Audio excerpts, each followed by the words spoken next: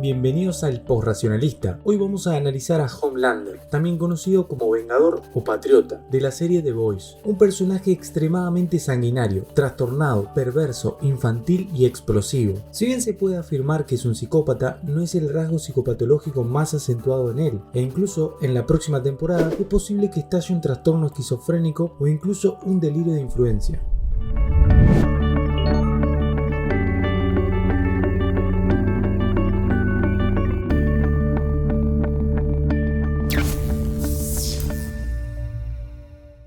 Homelander es un superhéroe corrupto y antagonista líder de los 7. Habitualmente es presentado como un narcisista arrogante a quien todos odian, pero nadie puede hacer nada por lo poderoso que es. Todos le tienen miedo, lo engañan y lo manipulan al mismo tiempo. Se trata de un personaje poderoso con una necesidad de atención inmensurable, con conductas infantiles y tendencias narcisistas, lactofílicas y psicopáticas. Pero lo que más destaca en él es su acumulativa e insistente necesidad de ser querido por todos. Una necesidad que consigue movilizarlo intensamente, y es lo único que le importa desde que era un niño. Antes de continuar con el video, no te olvides de que podés colaborar muchísimo con el canal simplemente suscribiéndote, poniendo la campanita y dándole like.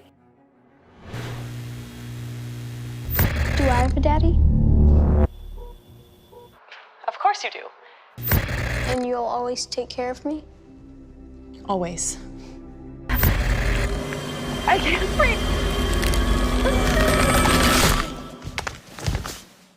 A Homelander lo vemos cometer actos atroces, impredecibles y salvajes. También observamos en él reacciones antisociales como abusos, lactofilia y homicidios, un narcisismo desmesurado y casi la ausencia de empatía con los demás, es decir, la ausencia del reconocimiento de los sentimientos de los demás. Lo podemos contrastar fácilmente con A-Train, también llamado Audaz. Él se muestra totalmente antipático con el daño que causa a los demás, pero finalmente en la última temporada él pudo reconocer su falta de empatía y darse cuenta por qué era así. Registró el sufrimiento de los demás y se incorporó en él un sentimiento de culpa y resarcimiento por los daños ocasionados. It's fucked up. Seeing somebody that you love get hurt like that. I'm fucking sorry, Huey. En cambio, este reconocimiento en Homelander parece imposible y probablemente lo sea. Como hablamos en el video de Gustavo Fring, la psicopatía se caracteriza por la ausencia estructural de empatía, gran autoestima, comportamientos maliciosos y manipulación, carencia de culpa, entre otras características psicológicas y biológicas de estos sujetos. Todos comportamientos que podemos reconocer en Homelander. I'm not letting you live. I'm keeping you alive.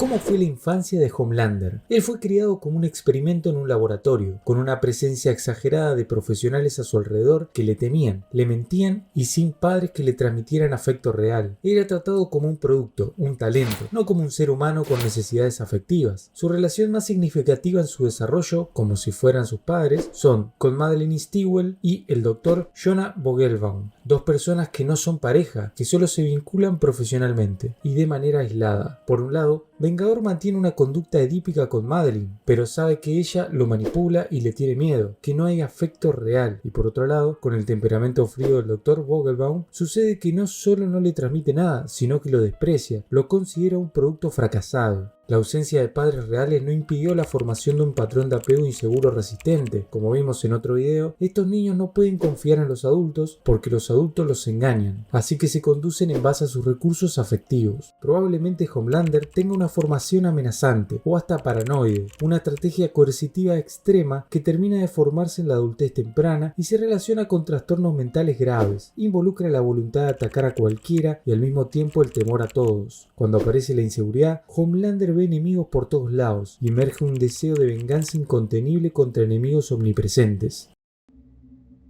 Why the long face, Tiger? You're the top of the food chain. Hey. Now what do you care what a bunch of mud people think?